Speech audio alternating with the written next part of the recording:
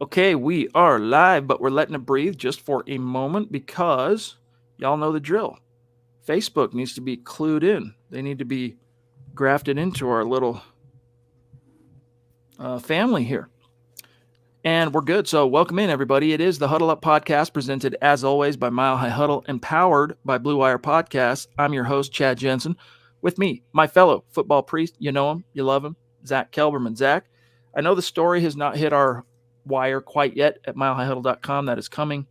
But the Broncos, we'll get to a lot of different topics that came out of Broncos HQ today, but the team signed former second team All Pro, former Pro Bowl safety, and former first round pick from Alabama, Clinton Dix. What was your reaction to that? What do you think it's about? I mean, as I wrote, I'm literally writing the story while we're podcasting right now, but I said it's not too often you're able to pluck a former NFL All-Star off the scrap heap, yet that's exactly what the Broncos did in signing Clinton Dix. You mentioned his laudables already, All-Pro, former Pro Bowler, former first-round pick, was a star with the Packers and then kind of fell off. He was with Washington, then Chicago, most recently Vegas for 2 games, but he's not the same player as he was. But fortunately for the Broncos, they're fine at safety. They have Simmons, obviously, Kareem Jackson, Caden Stearns, Jamar Johnson. They're fine there. But to put this guy on your practice squad, that's good insurance to have. It's no different than signing Avery Williamson, Kenny Young before he got promoted. The fact that George Payton's able to identify these players that are out there and sign them, bring them aboard to the practice squad, no commitment at all, and all the upside in the world potentially, another sign of great general managering. So how could you hate this move?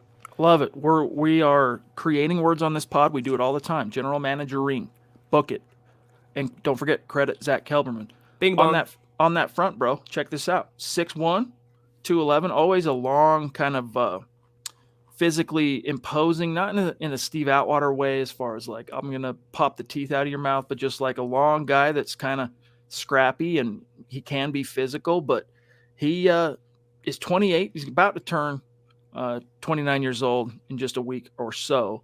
But look at his stats, as you mentioned. First round pick of the Packers. He had a Pro Bowl / All Pro year in 2016. And that season, he threw down 65 solo tackles, a couple of tackles for a loss. Let's see, where's his PDs? 7 passes defensed, 5 picks. You get 5 picks as a safety, Zach, more often than not, you're going to find yourself in the Pro Bowl, which I hope Justin Simmons does for what it's worth. He's already at 5 right now. But that's, that was kind of his peak. And then 16-game starter and 17 for the Packers. Not quite as prolific as far as interceptions, but he ended up with more solo tackles, so for what it's worth. And then, of course, he ends up playing for both Green Bay and Washington in 18. 2019, as Vic goes out the door, he joins the Bears and plays for Chuck Pagano, 16-game starter. 2 picks that year. And then this year, Zach, kind of up and down as far as where he's been, right? He spent a little time with San Francisco, spent a little time with the Raiders, and now he is a Bronco. So as you mentioned, for depth purposes, I mean, having Clinton Dix on the PS, right, for a game day elevation and see if you need him, I mean, that's a first world problem right there. Yeah, you mentioned his interceptions and the fact that he made the Pro Bowl. It helps to be a first-round pick. If Simmons was a first-round pick, he would have more, honors and accolades to his name. I would prefer the Broncos funnel whatever snaps they're not going to give Simmons and Kareem Jackson to Caden Stearns. I think he's the future at safety, obviously opposite Simmons. But again, on the practice squad, if anything should come up, he's a veteran. He was pretty bad last year in Cowboys camp. That was one thing that wasn't mentioned on his stats right there, but he was with the Cowboys. He was cut before the season. He was looking pretty washed. Again, though, you don't have to rely on him. You're not looking to get the old Clinton Dix or rely on that as an insurance break glass in case of emergency. You could do a lot worse. Guys, as we continue to dive into this topic and say hello to the chat, we got to bring you up to speed on where things stand on the Facebook contest. Of course, our goal as a channel on Facebook is to get to 250,000 stars. And stars, of course, as you know, are like super chats. It's a way for our community to support your favorite podcast host, your favorite podcast, help keep the lights on here at MHH. And when we reach this goal of 250,000 stars, we're going to raffle off a Broncos jersey of the winner's choice. And of course, the only people in the running for that raffle are those who have contributed to the goal. As you can see, we've got about 90,000, just shy of 91 in the books, which puts us at about 36% complete to the goal. And as you know, we're today and somewhere between right now and about noon tomorrow, we're going to cross the 50% mark of the month. So we're behind the eight ball a little bit. We're going to have to kind of goose it if we're going to hit goal. But here's who's in the running. If you want to see where you stand, who's going to have the most tickets in the raffle right now, Travis Weber on top in the month of December. Love seeing that. Thank you, Travis.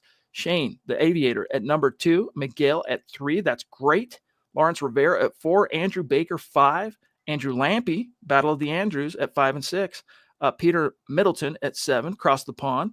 Yvonne down in Mexico. Some really interesting news coming out today about Mexico relative to the Broncos that we can cover here in a little bit.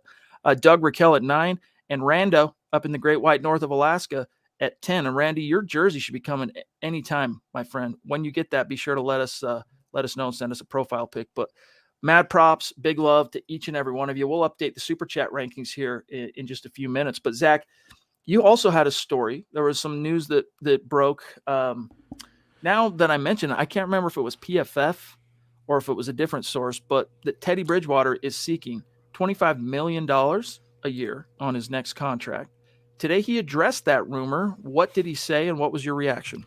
Well, it was PFF that had the contract projection, and it seemed like we drummed up that story because no one was talking about his next contract before we wrote that story for MHH.com, what PFF predicted. And smartly, before Sunday's game against the Lions, Ben Albright of KOA Radio checked into the situation, and he reported that Teddy's looking for $25 million per year, to which Teddy said it's not true, it's false. And then he gave the big cliched Teddy-like response when he said, I'm just here to win football games. My agent, my advisors, they handle all of that. I'm not thinking about that right now. But he made a point to say it's unequivocally false what's out there.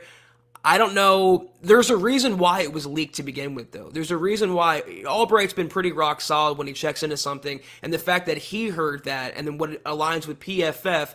Teddy's in the midst of a career year. He's already thrown for more passing touchdowns than he ever has. He's on pace to set career highs in completions and attempts. He knows he can cash in. He knows he's likely not the future of the Broncos. And as I wrote in my story today, rather than overpaying, which I don't think George Paton will or should do, he'll make him an offer a little below market value, I feel like, 10 or 15 million for a one-year backup mentor type role. Take it or leave it. You want to come back at that price, great. You don't want to come back, may God be with you, and good luck out there. Hey man, go get what the market will bear. If you think you're worth $25 million, the league's going to let you know pretty quick, and I'll be interested to see how many teams tell him no on that front. Guys, lots more to get to. Real quick, though, we got to shout out our sponsor, MyBookie, because everyone right now is trying to cash in on that next crypto. But if you want a guaranteed way to double your money, all you need to do is use our promo code MHH at mybookie.ag. And it's really simple, guys, easy to do. You sign up at MyBookie, use the promo code MHH, and then your first deposit is going to be immediately doubled all the way up to $1,000. Talk about a quick ROI, right? With the NFL playoff race plus college bowl season just around the corner, baby. Double your firepower at MyBookie to get in on the action in the most important games of this season. Yeah, guys, build your own props, create multi-game parlays, and take part in a host of MyBookie cash prize contests. Broncos country, this is the best time of the year by far to both watch and bet on sports because you already know who the winners are by now. So don't miss out. Double your first deposit by using promo code MHH and keep your eyes peeled for more exclusive holiday promotions coming soon at mybookie.ag. Bet anything, anytime, anywhere with MyBookie. One more point, Chad. Yeah, what you got? It's about Teddy, $25 million per year. Looking into that would put him in the same, I would say, tax bracket, if you will, as Tom Brady and Derek Carr, who are both making $25 million per year. And if you think he's as good as either quarterback, you're as delusional as Teddy is for asking for 25 in the first place. Amen. Broncos, for what it's worth, according to MyBookie Sportsbook, minus 2.5. So they're favored by 2.5, which, correct me if I'm wrong on this, Scott. I'm still learning a lot about, gambling and numbers, but that's basically a push, right? Like they're throwing up their hands, could go either way. Not really a hard favorite in this game. So the Broncos, man, this is a huge opportunity. And they don't have anything cinched up. We know this, but Zach, how refreshing it is. I mean, this team has its warts, don't get me wrong, but how refreshing it is to see this team playing meaningful football, being in the race down the stretch in December. It's cool. I Go ahead and we'll mean, grab Christian. I mean, it's cool, but like, is that really the standard we should be striving for? Is that what Pat Bowlen laid out? Is that really the best the Broncos can do? You know, Chad, we agree on the coaching and the quarterbacking, of course, but we both realize this team is a lot more talented than the record indicates. It's a shame that still 5 years after Peyton Manning, 6 years now, technically, we're still talking about playing meaningful December football as that should be the barometer to achieve. That's how bad it's been. Christian with the first super chat of the night. Thank you, my friend. In enemy territory, by the way, in Vegas. He says, not Broncos related, but did you see the report of Josh Lambo speaking up about Urban Meyer straight up kicking him just for missing field goals? Now, as Zach, you know, and Scott knows before we went live, I've had a pretty tumultuous 24 hours. So I haven't been as on top of the wire as I might normally be. Tell me about this. Well, you know, at first with all these Urban Meyer hit pieces coming out, him calling his coaching staff losers in a team meeting, I thought there may be just fake news to an extent, but the more and more that comes out, where there's smoke, there's fire. And I think he's a former Jaguars kicker now, Josh Lambo. He said in an interview, I think it was during training camp this happened, where he was attempting a field goal and Urban Meyer came up and kicked him in the leg. And he put it as a 5 out of 10 in terms of like intensity for the kick. And he goes to Urban, apparently, don't you ever effing kick me again. And Urban Meyer says, I'm the head ball coach. I'll do whatever the F I want. So kind of gives you insight into how he's trying to run the Jaguars organization. He's a far cry from Columbus. This is not college anymore. And I think he's in way over his head. Yeah, there's a big difference. And this is something, that a lot of the college coaches, prolific college coaches trying to make the jump to the pros, takes them sometimes a while to really have this dawn on them that you're going from coaching kids who are fresh out of mom and dad's basement to grown-ass men that make millions of dollars, families to feed, all that. It's quite the jump. But yeah, definitely not Broncos related, but very interesting, funny. I mean, we got to see the Jaguars earlier this year, and Broncos handled them. I mean, all the drama surrounding this guy, it would not surprise me in the least, Zach, if he's one and done in Jacksonville. And he probably wouldn't be too bummed about that. The way NFL head coach contracts work, he could take his money, say thank you for whatever that was, 3-4 year deal he signed, go right back to the college, or, drown his sorrows with his tens of millions of dollars. And thank you, Mike. Appreciate you, bro. In the college bar scene, Chad, getting lap dances from unidentified individuals, that's always the smart play for a coach like that. He belongs in college. Some like Nick Saban, some guys are bigger fish in smaller ponds, and that's where I think he belongs. The experiment was a massive failure. Big Kev Peterson, what is good, my friend? It's great to see you in the chat. This is a bona fide Mount Rushmore super chat superstar here at MHH. Been with us since the beginning. He says, what's up, fellas? Been watching y'all after the fact, but I finally caught a live pod. Hashtag love, dude. Love right back at you. And also condolences on Duke, because I know you and Duke were close buddies as well. So hope you're hanging in there, my friend, and great to have you in the stream. Thanks, KP. We got George Fox also wishing a Merry Christmas to all of Broncos country and all of the MHH hosts. Rad. Thank you, buddy. Merry Christmas to you as well. Yes. And we got Michaela jumping in, 999 Super, the Duchess, as always, gracing us with her presence. Thank you, Michaela. Hope you're having a great Wednesday and you're getting ready for the holiday season. In the spirit, she goes, I will pay Teddy what I find in my couch. Probably a little less than $25 million, wouldn't you say, Chad? I don't know. She's a baller, We got to spend a good part of an afternoon with her 2 months back, and wouldn't surprise me. She's a shot caller. She's a string puller. Wouldn't surprise me if you got that kind of lettuce just kind of floating around in the old couch. Appreciate you, Michaela, as always. Andrew Baker, good to see you, buddy. He says, just showing some love. I like Scott's take, though. If we keep Vic, will he fire some of his people? Hashtag MHH and Denver Broncos for life. Really good question. I mean, you guys, Zach, we have to really start facing the possibility that if the Broncos are able to kind of ride this emotional momentum that they seem to kind of harness from Demaryius Thomas's tragic and untimely passing, and they manage to win 3 of these final 4 games, there's a good chance they're one of those 3 wild card teams. And if Vic gets to the playoffs, even if they get bounced in like resounding fashion in the first round, I think he's coming back. So we have to face that distinct possibility. Long row left to hoe. Don't get me wrong. I mean, a lot can happen between now and the close of the season, but if they keep him, how could you Vic Fangio? It's one thing to say, look, I'm not going to fire Tom McMahon, the special teams coordinator, in the middle of the season. That's not my style, whatever. Or Pat Shurmur. He's not going to fire Pat Shurmur, by the way. But Tom McMahon, as an example, I mean, at a certain point, something's got to give.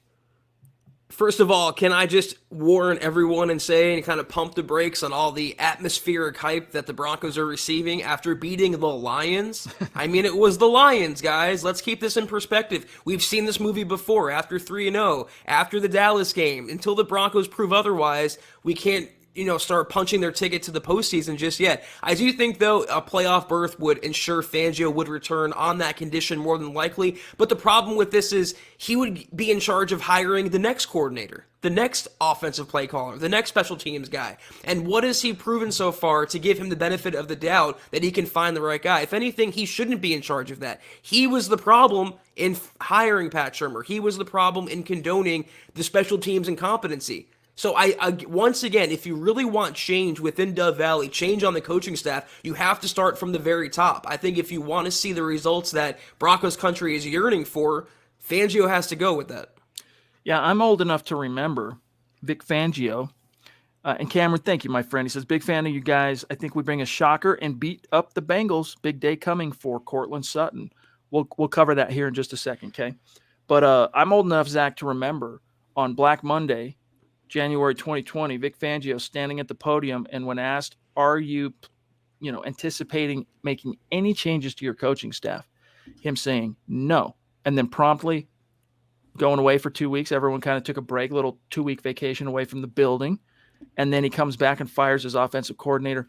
And we've learned through our birdies, and I think there have been reports on this now too, that the move to fire Rich Scangarello and hire Pat Shurmur, of course, big reason for that was the fact that he suddenly came available.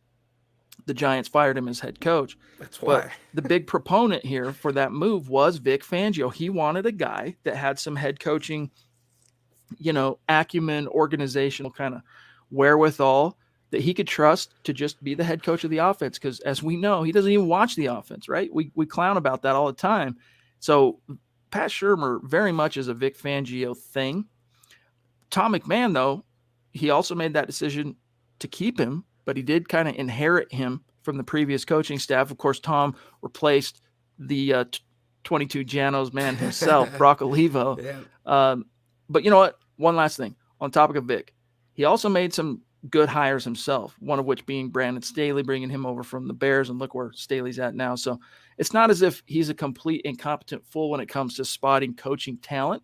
But on this offensive thing in particular, Zach, he's doesn't appear to know really what he's looking at. And the special teams thing, I mean, enough's enough. Well, if he's such a defensive mastermind, doesn't he need to surround himself with other like-minded coaches? Shouldn't he be enough? I don't want to give him too much credit for that, specializing in his focus there. I'd rather him put those resources toward the offense. And I think you saying that back just then, he doesn't watch the offense, and he hired an offensive coordinator to be the head coach of the offense. That should have been a red flag right there. Maybe we should have taken a step back and examined why he's doing that, why he has no apparent interest in watching a major side of the ball that's been under criticism, under siege since Peyton Manning walked away. I would want a head coach that's a head coach of the entire team and doesn't leave anything, Chad. You want to have a head coach of the offense, fine. But does that head coach have to be Pat Shurmur? Can they not do anything better than Pat Shurmur in this day and age? That's my problem. I feel you. Mike says, Zach, totally agree with your thought on replacing Fangio and the staff, and then we got 727 Mill. By the way, Mill, dude, you have been so consistent lately on Super Chat when we've put out calls to action, like to support the Boynton girls after Duke's tragic passing. You stepped up to the plate like many of our great community members.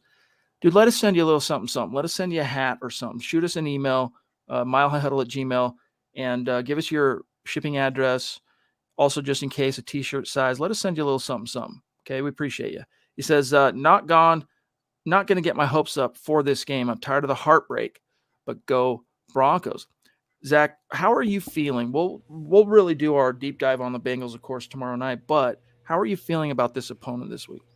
I mean, it's the NFL. Any team is beatable on any given Sunday. It's more than just a great movie. And the Broncos have the horse. I feel like I say this every week about every team. They have the horses to beat them, but the question is, which one of those horses will show up? Are those horses going to be fired with intensity, fired up and passionate and emotional and ready to go and ready to do battle? Or are they going to be emotionless and the equivalent of Vic Fangio standing like this? We never really know. But talent-wise, they should be able, at home, by the way, in a playoff push, playing meaningful football to take down the Bengals, beat Joe Burrow, and control that offense and do some damage against that defense. You know, George Kittle, I put this on Twitter earlier today. I watched the highlights of the game, and it seemed like every highlight against the Bengals defense was Kittle catching a pass. I looked into it. He had 13 catches, I think, for 130 or 140 yards, something like that, and a touchdown.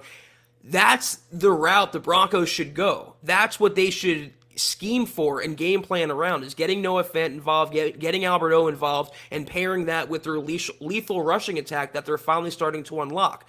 But the problem is we never know what Pat Shurmur is going to show up, what game plan is going to show up, if they're going to do the common sense thing, if they're going to do the right thing, what are they game planning for? Are they going to have Teddy throw it 40 times? My long-winded point in this is the Broncos are consistently inconsistent, and until they prove they're not, how could we have much confidence in this game? One thing I will say, though, the Cincinnati Bengals are a far cry from Detroit. So if they're reading their press clippings, they had a 4-touchdown victory against Detroit. They think they can waltz back into Mile High Stadium and take down Cincinnati. They have another thing coming. This Bengals team can run the ball. They can stop the run. They have receivers. They have a quarterback. They will beat them if the Broncos take them lightly. This is a game the Broncos have to have if they want to make the postseason, and they have to show up and play all 4 quarters starting from the opening whistle. How many times has that happened? Not many. And, you know, this is a classic case of strength against strength. I mean, for the Bengals, they're very good against the run. And that's, of course, Denver's calling card offensively. If they have an identity at all, it's their two-headed rushing attack.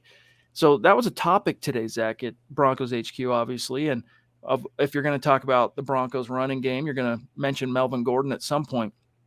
And Vic was asked about, you know, there's some out there who say that maybe aren't as appreciative of Melvin Gordon, what he brings to the offense. What would you say to those people? And he says this, quote, I don't know how Zach can underappreciate his ability. I mean, he's run the ball very well for us for 2 years. We're splitting time with him and Javonte Williams, who's a really good back, obviously. That's not just to pacify Melvin or to balance it up. He's a damn good player. I don't know what Zach is looking at if he doesn't have an appreciation for how he runs the ball, close quote. Yeah, I appreciate the direct shade there. You know, it just seems like if you have to go out of your way to praise the $8 million running back, that in itself is also a problem. If it's even a conversation, that says more about Javonte Williams and what he's doing in a timeshare, by the way, behind the $8 million guy, forcing those questions. Great 1-2 punch, but all we can hope for is that Pat Shurmur utilizes them. Sometimes we'll have a game where they run the ball each 20 times or so, then they'll follow it up by running it 4 or 3 times combined. So whatever Pat Shurmur game plan shows up, that will dictate how the game goes on Sunday, same as any other game. I had someone tell me not too long ago that whole Melvin Gordon, the fans in Denver don't like me thing, and what was asked to Vic today, that the Huddle Up podcast is single-handedly responsible for this. I'm like, come on, man, don't give us that much credit. Like, because here's the thing. We've never thrown shade on Melvin, the player. When we've clowned on him, it's because of the DUI. Except when he fumbles. And we've never liked the contract. Yeah, of course the fumbles. But I'm just saying the biggest thing was we never liked the contract. And maybe we went a little hard on that because of its implications on Philip Lindsay at the time, right? Going back to the spring of 2020. But nevertheless, we've never said Melvin is not a good running back. We've questioned whether he's worth $8 million per year, and then we'll grab Kayaka.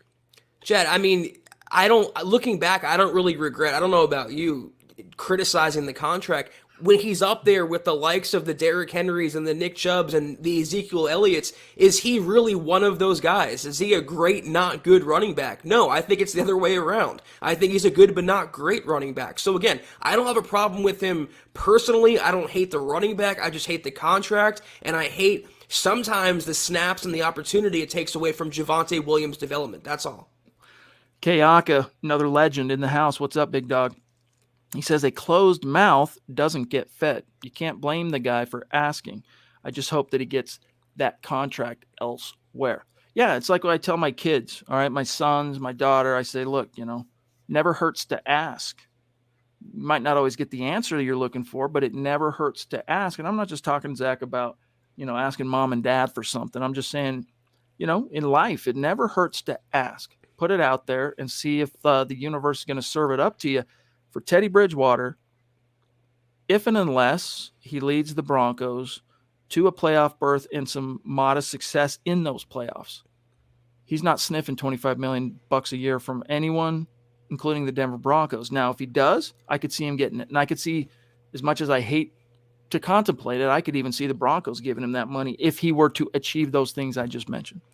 Great expression. Short term, like a 2-year deal, $50 million, come back, first year is guaranteed. Let's go, and then they draft a quarterback.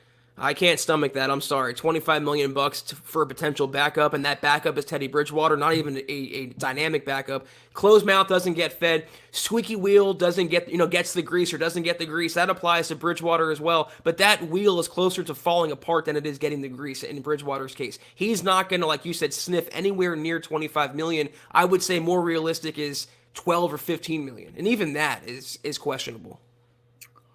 Yeah, Ronnie wants to know, was a good pickup? Ronnie, you demand, by the way. He's a solid, oh crap, we need a guy pickup. If you can sign a guy in week 15 to your practice squad that's a former first-round pick and under 30, all right? I think Zach, as an example, he's got more juice than the last Alabama safety they signed off the scrap heap in Mark Barron, right? Safety / dimebacker.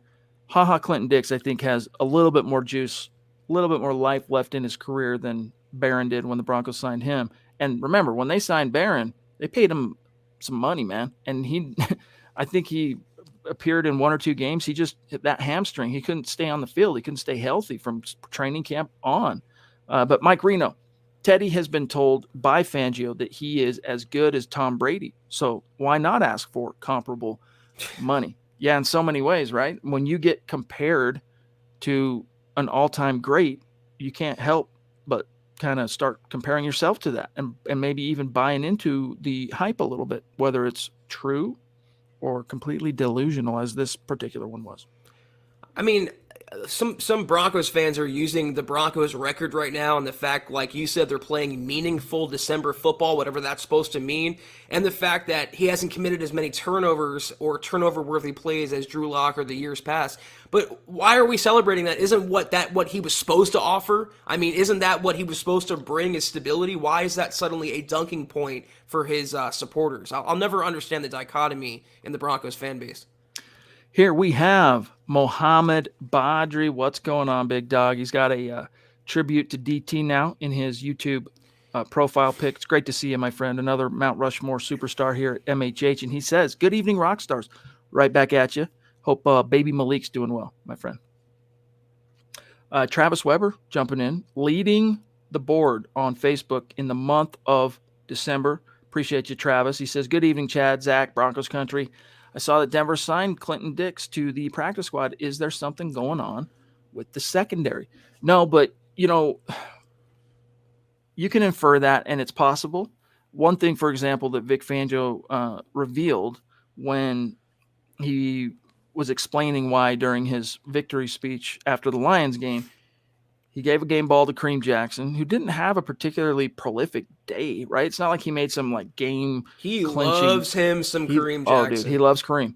But when he was asked about did you say Kareem Jackson is one of your favorite all-time players, and that whole explanation, we learned within that explanation that Kareem has been nursing a painful and kind of just like nagging shoulder, and that the one play in particular that Fangio highlighted where he just came flying out of the freaking blue and stopped a play from I think it was on a 3rd down from moving the chains. And when Vic saw him lay that hit, he was like, with the shoulder that has been bugging him, he's like, I don't think he's getting up from that. And he did. And that, of course, earned him even more props and whatnot. But the only thing I can wonder on this, Zach, is maybe they are a little bit more worried about whatever's going on with Kareem's shoulder than they're currently letting on. Because if we look at the practice report today, Kareem Jackson is listed with a back injury and did not participate. Neither did Caden Stearns, for what it's worth, with a shoulder neck. So there's probably just a preemptive deal. He might, for what it's worth, Zach, Clinton Dix might only be on this roster or the practice squad as long as it takes for one of those guys to get off the injury report. Exactly. Yeah, it's insurance at the most basic level. I was going to say Kareem Jackson's play style. He's like a missile every time he comes in and runs support, Chad. He's always throwing his neck first, his head first. And I agree with someone said here. I think it's K-Hop that said Reem hits too damn hard and needs to chill. And don't forget that he took out a teammate last year. AJ Bouye concussed him, so that's his play style. So I think the Broncos are hedging against that. What also occurred to me a few minutes ago, though, one of George Payton's hallmarks of acquiring talent this season has been for competitive advantages. And who was Clinton Dix with partially this year? Vegas. Who do the Broncos play in a few weeks? Vegas. That could play a part in it as well, knowing George Payton, Vic Fangio, and how they operate. James Boyd, good to see you, my friend. Hope you're doing well. He says, much love, fellas. Keep living the dream. Merry Christmas. Happy New Year. Right back at you, my friend. He says, thank you for bringing superb content and hope families are all well. He wants a new young head coach. I feel you. You might get your wish, my friend. You might, but it definitely depends. It's one of those bittersweet things, right? Because Broncos fans want their team to snap the streak and get back to the playoffs, but they also don't necessarily want Vic Fangio to survive 2021. It's quite the conundrum. It's like wanting the Broncos to win, but wanting them to have a better draft pick. It's like, which do I hope for? It's a win-win, though, in that case. Whatever happens is a decent scenario that you can justify, but I can't put a new coach in your stocking before Christmas, but I guarantee you if the Broncos lose a few more games, you're going to have one right after the new year, and it'll be a very merry new year at that. Travis Tarbox, what's up, big dog? He says, I'm just curious why they signed Clinton Dix. I think Caden Stern's definitely ready to start next to Simmons. Jackson probably gone after this year. Yeah, he probably is gone, and especially if Vic's gone, Kareem's gone. If Vic comes back, I could see them once again slapping together a little team-friendly, incentive-laden deal for Kareem to stick around because, as you mentioned, Vic loves him some Kareem Jackson. But as we just covered, Travis, I know you got that in a little bit earlier in the stream. We're just now getting to it. There are some injuries to monitor at safety. 2 of their top 3 safeties didn't practice today. So a little preemptive insurance. You know, and I don't think Vic Fangio or the coaching staff really trust Jamar Johnson yet. I mean, he was kind of behind the 8 ball as a rookie, and he never caught up to the level that Caden Stearns is at. But I think I figured out why they picked up HaHa, and Twitter can thank me. It's because this is confirmed now. They will be going after Aaron Rodgers. There you go. Connect those dots, man. It doesn't take Sherlock Holmes. Lando, don't call me Calrissian Lee. Appreciate you, my friend. Another great, consistent supporter of ours on Facebook. You demand, Lando. Mike Reno, what happened to our other tight ends? Are they injured or demoted? Well, by other, what are you talking about? Because Noah Fant and Albert Okwuegbunam have been pretty consistently available for the team and as productive within the offense as you can expect from a Shermer Bridgewater passing attack. And even today, Zach, Vic Fangio complimented Noah Fant on the topic of, hey, how do you see an emergence from Noah Fant as a multi-dimensional tight end in terms of, we all know about his receiving and explosive, playmaking ability, but as a blocker. And he said this, that quote, I do think he put more of an emphasis on himself along with the coaches to improve his blocking. I think he's done that the last couple of weeks. I thought his catch that he had, that 32-yarder the other day, was a really good catch. Some are harder than others. Some take more talent than others, and that was one of those higher-end catches and plays. Really good to see. Should be good for his confidence, and I agree with what you're saying, and I do think Noah Fant has emerged as a multi-dimensional tight end.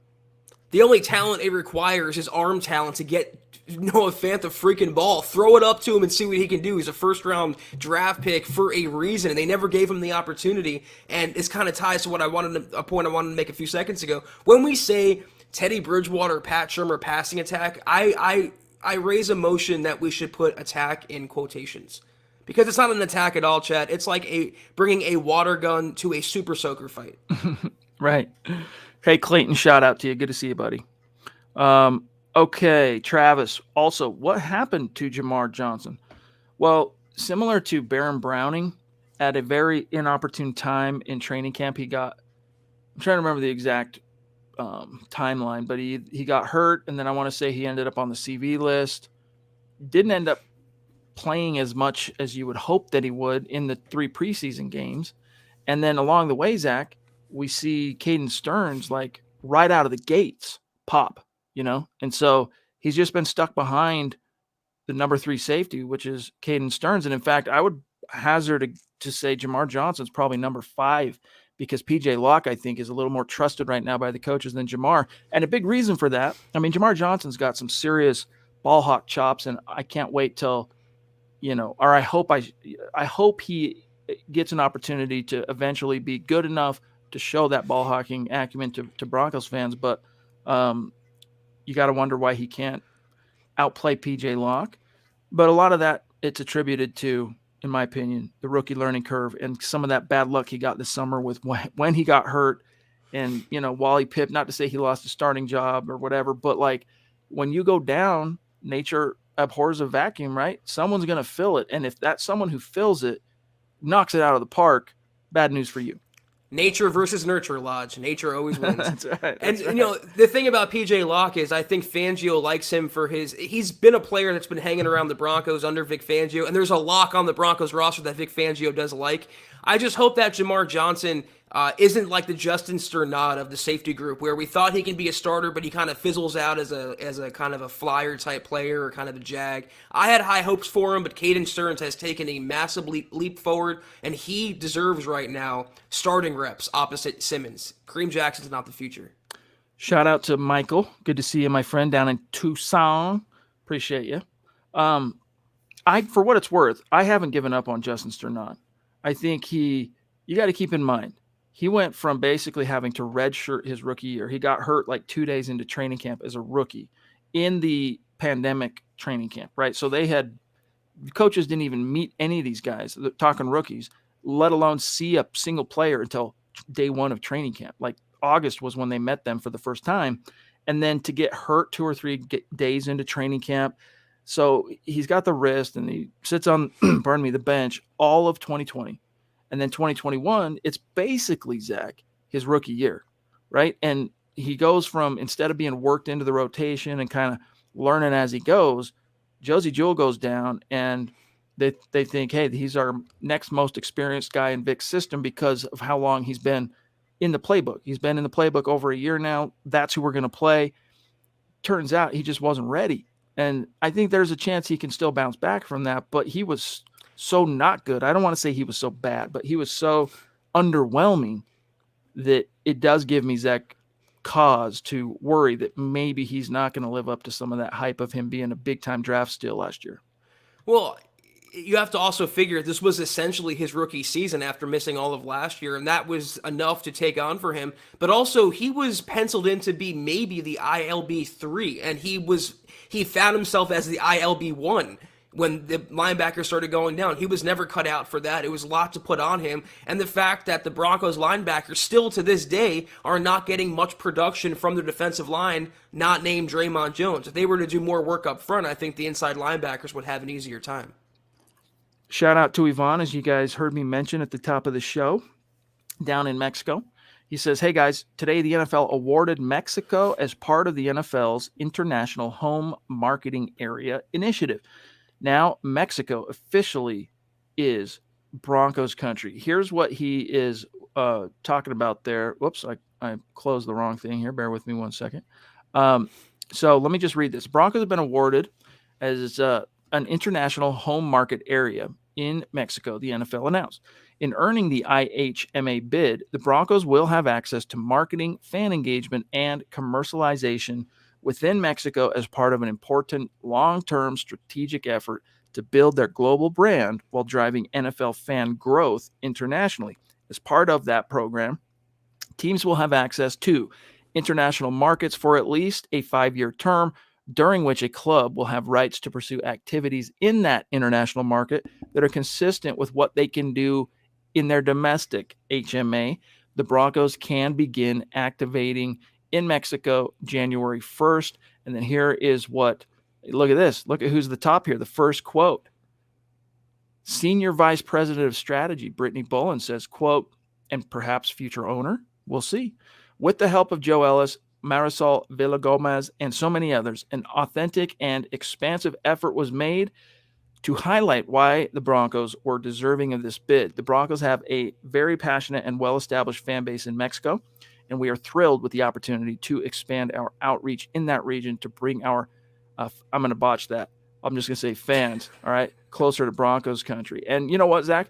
In our analytics, we see it. There are a lot of Broncos fans in Mexico. We say this all the time. Broncos country, not a geographic location. It's a state of being. It's wherever you are. But it also goes, there's a higher concentration of Broncos fans in Colorado and the greater Rocky Mountain area. And there is a high concentration of Broncos fans in Mexico. We see it in our analytics, both in the articles and the podcasts that are watched and listened to. Yeah, in terms of the Broncos getting a game there, I'm kind of apathetic, one way or the other. It'd be kind of interesting to see the international series play out, including Denver. A lot better than having the second Monday night game in week one at, 10:20 on the East Coast, Chad. But the Broncos, considering how bad they are in prime time or in a national audience, how bad could they possibly be in a different country? So it's one thing to monitor. If and when they play in Mexico City as their home international market, one good thing the Broncos will have going for them is pretty used to playing at altitude, baby. And Mexico's even higher than Denver. Travis Tarbox, do you guys know? And by the way, Mike Reno, peace out, buddy. We'll see you later. Do you guys know where we are picking in the first round of the draft next year, and what number are we, or is it to be decided? It's definitely to be decided. That's contingent, unless you own another team's pick, which that team's pick is also going to be contingent on how they finish. But I want to say, I'm trying to remember, Eric Trickle had an article about it. They're somewhere between 11 and 15 right now, something like that. Maybe they've fallen a little bit farther. But anyway, Keaka, thank you, bro. He says, got to run, y'all. It's Kai's 12th birthday. Just know I love you guys in Broncos country. And as always, go Broncos. Aloha. Hey, give Kai our best. Wish Kai a happy birthday from Mile High Huddle and the Huddle Up podcast. Appreciate you, bro. Have a good night. You the man. Symbolic super chat, $12. That's cool. All right, we are at 42 minutes. Zach, there is one other thing I wanted to grab from today's media availability. And I think Teddy Bridgewater brought up a fair point, all right, when he was asked, I want to get your take on this, about kind of the lack of getting Cortland Sutton and Tim Patrick involved in the offense, right? I got to get your take on this because it was, to be honest with you, one of the most riled up that I've seen from Teddy. Michaela, you're so awesome. Thank you so much. Another generous super. She says, I think as fans, we need to keep the faith and support our Bronco players. Amen. And you know what? Teddy Bridgewater is a Bronco. So let's read what he said here. What's the key to getting Cortland and Timmy more involved? Quote, and again, he showed a lot of kind of emotion, atypical of the very deadpan, steady Teddy. Quote, at the end of the day, we're winning. Are you though, really, Teddy? You won, right? You win one, you lose one. You win one, you lose one. You win one, you lose one. At the end of the day, we're winning. That should be the most important thing, no matter how we do it or who has a great game. I'll point out, I watched the New England Patriots play last Monday. I think it was the first football game I watched all year. Quarterback threw the ball 3 times, which is true. Crazy. You think anyone was in the locker room pouting? I'm at that point, and I'm trying to get guys to understand that it's hard to win in this league. Whenever you come across those wins, doesn't matter how, as long as you win. We celebrate, then we talk about it come Monday. Hey, can I get involved a little bit more in the offense? Our coaches have been doing a great job of trying to get guys involved, but at the end of the day, Zach, it just comes down to winning, close quote. I hate all of this. That was the first football game he's watched all year. We're in week 15 now, Chad. I mean, I want my quarterback to be a little more in love with the game than that. He's talking about the Patriots game. Well, that was a special circumstance. There was a bad windstorm, blustery winter storm, whatever it was that dictated that. And also, I seem to recall the Patriots have something that the Broncos don't. I can't put my finger quite on that. Is it Bill Belichick? Maybe. Josh McDaniels? Maybe. Comparing those two things, maybe that previous super chat was right, Chad. Maybe the comparisons to Tom Brady really are going to Teddy Bridgewater's head. I'm telling you. By the way, Jermaine Daughtry, thank you for the stars, my friend. That's a new name that we're seeing on Facebook, supporting what we're doing here. So, Jermaine, thank you and welcome. Appreciate you. Stick around and keep it going. You'll work your way into the raffle for the Broncos jersey that we're going to be giving away at the end of this month, raffling off. Speaking of, we got to update where things stand on Super Chat for our great YouTube community. Just like on Facebook, we have it's not so much a goal, but we're making sure we can give back to our YouTube audience and community as well. top 5 finishers on Super Chat, all right, are going to go into the raffle for the Broncos jersey of their choice. So we'll be giving away 2 jerseys, one to Facebook, one to YouTube. And here's the rankings. The DWI guy is continuing to throw down. He is just on fire, mostly because he's across the pond. He's on the morning show. So a lot of you listening to us right now or watching live, you're going, the DWI guys, we hardly recognize those. Those dudes are prolific on the morning show. Broncos for breakfast. He's still at number 1. Michaela right behind him at 2.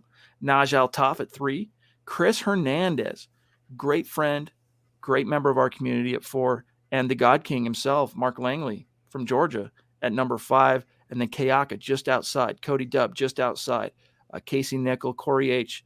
just outside. Doug Henninger, Diamond Rattler. So Malachi Smith, you can kind of see where everyone stands. But we will be doing little packages that go out to each tier. We'll raffle off a little tier. But the jersey, only the top 5 finishers on Super Chat will be in that raffle. Andrew says, and we're about 46 minutes tonight. We got to keep it a little bit tight because there's some things going on. But let's grab a couple more. Andrew says, I like Melvin Gordon, and I'm somewhat pleased with Teddy Bridgewater giving us meaningful football, but I digress to Zach. We need a new quarterback / head coach / OC combination and a few more. But hey, hope for Zach's first playoff analysis of the Broncos. That's true, Zach. You have a chance here, my dog, to break that ice on the Broncos side of your professional, NFL media career. That would be kind of fun.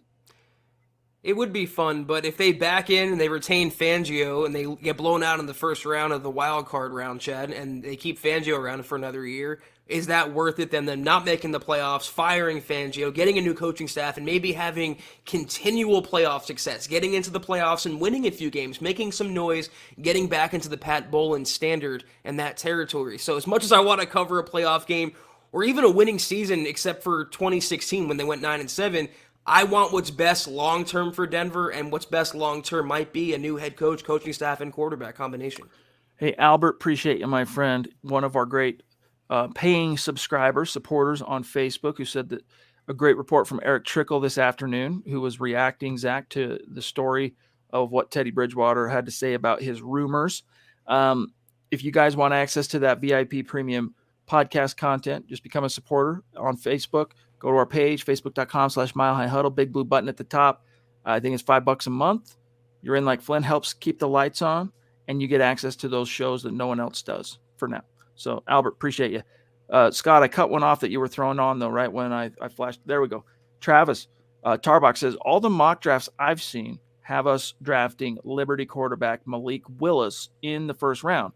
Any thoughts? Yeah, in fact, today, Zach, Luke Patterson had an article for us kind of reacting to Todd McShay's latest mock. I don't know if it was his first mock of the 2022 draft or not, but he had the Broncos taking Willis in the first round. What are your thoughts on Malik Willis as a prospect, as a first-round caliber prospect for this team? We're going to get so many questions about this between now and April, and I'm going to have, until they make a decision and we know for sure, my answer is always going to be, who's the coordinator? Who's the head coach? I mean, who's going to be in charge of that quarterback? If it's Pat Shurmur, I don't want a quarterback. Least of all, Malik Willis, who needs a lot of elite refinement. He needs a lot of good coaching development under his wing, and that's what the Broncos don't have right now. Kenny Pickett is my guy that's climbing up my draft boards. He might not be the highest floor guy, but I think he might be one of the higher ceiling guys.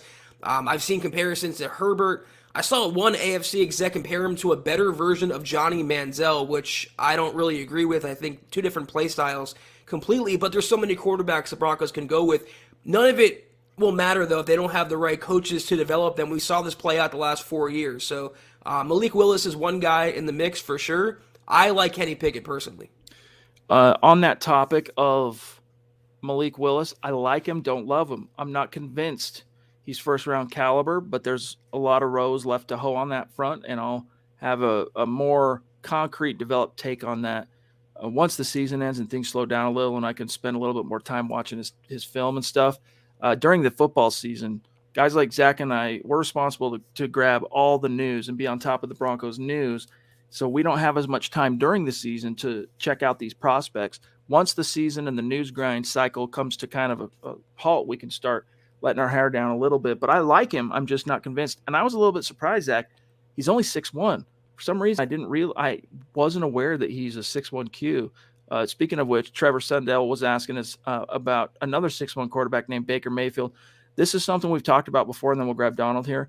I love the idea. If you could get Baker Mayfield, I'd love it. Twice on Sunday, dude, all day long. I just don't think, Zach, the Cleveland Browns, this is not necessarily a topic I think you and I share a brain on as far as Baker in Denver, but why would the Browns, after so many years of obscurity, finally get a modicum of stability under center, modicum of a competitive team? And I know this year hasn't gone their way, but then you move on from a first overall pick. Like, I don't see that happening. Well, supposedly there's a lot of, I don't want to say bad blood, but clashing going on between Baker. This is all rumors and speculation right now between Baker and Kevin Stefanski, the head coach / OC. So if Stefanski, he's the long-term guy there, it looks like. If he wants his own guy, he wants to pick his quarterback, Cleveland might allow him to do that, and Baker might be on the way out. I wouldn't blow what it would take to acquire him, though. Signing him would be, what, $30 million a year? I mean, I don't. Oh, yeah. That's not, to me, what he deserves so far in the NFL. I was a big Baker guy coming out of college. I thought he was going to be the next real deal franchise quarterback, 15 years, all pro. It hasn't played out that way. A lot of baggage, a lot of personality issues, and the talent hasn't been realized. And you can't blame the supporting cast, and you can't blame the coaching. He's had everything delivered to him, and he hasn't made the hay. I'd rather the Broncos, once again, find their own guy through the draft, or failing that, they want to go after a veteran. Just aim a little higher and go after AR or Russell Wilson. Yeah, on that topic, the Broncos did love Baker Mayfield. If he was going to be there in 2018, they would have taken him at pick 5 instead of Bradley Chubb. We know it was Baker and Darnold that they liked. And if either was there, according to what we've been told, one of those guys would have been picked. They tried trading up for Darnold. Right. Jets wouldn't move out of that. Jets wouldn't play ball. How they rue that decision, I mean the Jets, that is. Donald, thank you, buddy, for the super chat. He says, I'm checking out at a gas station right now while this stream's playing on my phone. ND, what does that mean? And the guy behind says, are you a Broncos fan? He then says, hey, I listen to MHH all the time. Hashtag stated thing. That's rad, dude. Love it. Love it. It's a small Bronco world, is it not? Shout out, dude, at the gas station. Hope you're listening right now.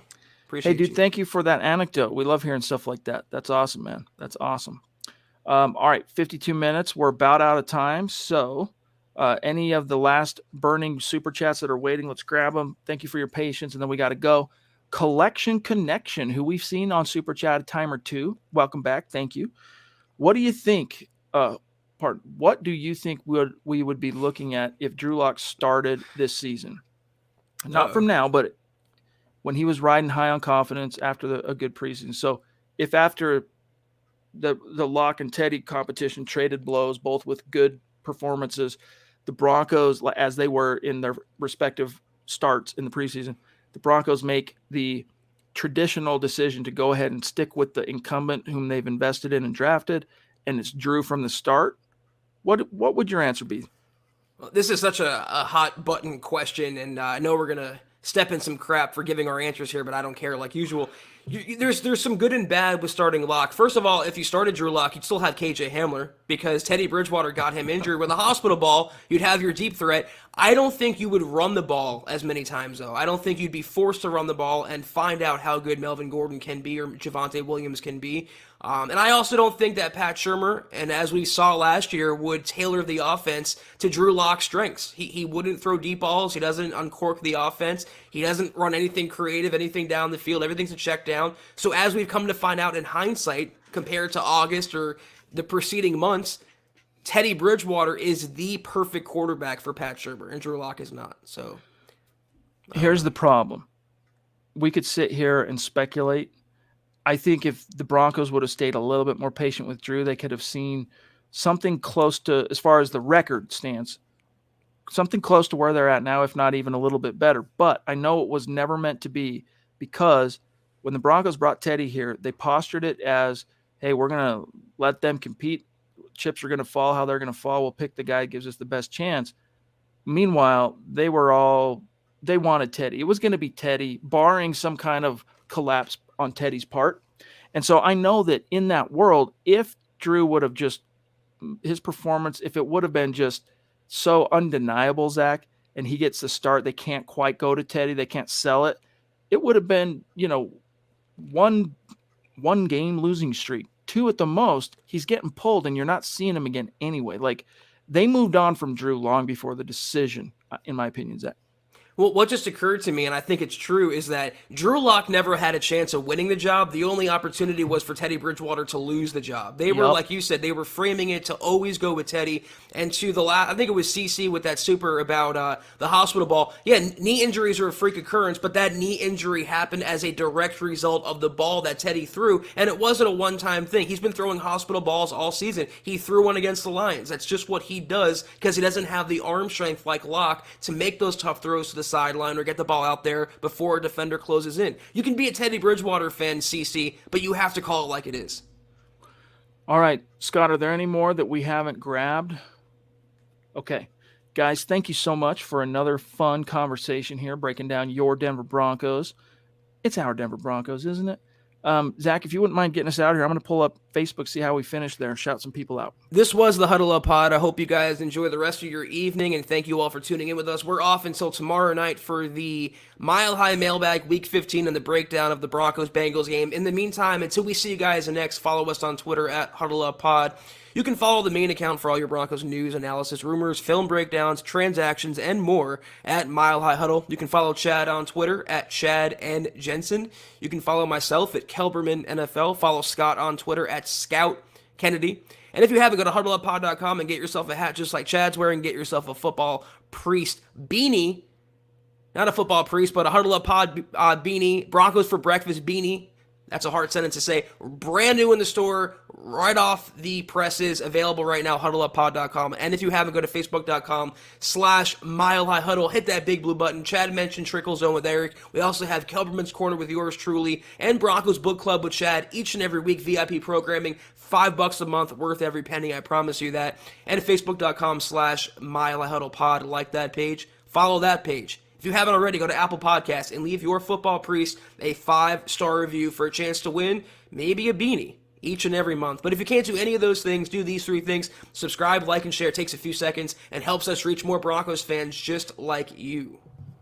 Yes, indeed. And by the way, for the Broncos book club gang that are reading along with me, we're reading Slow Getting Up by Nate Jackson.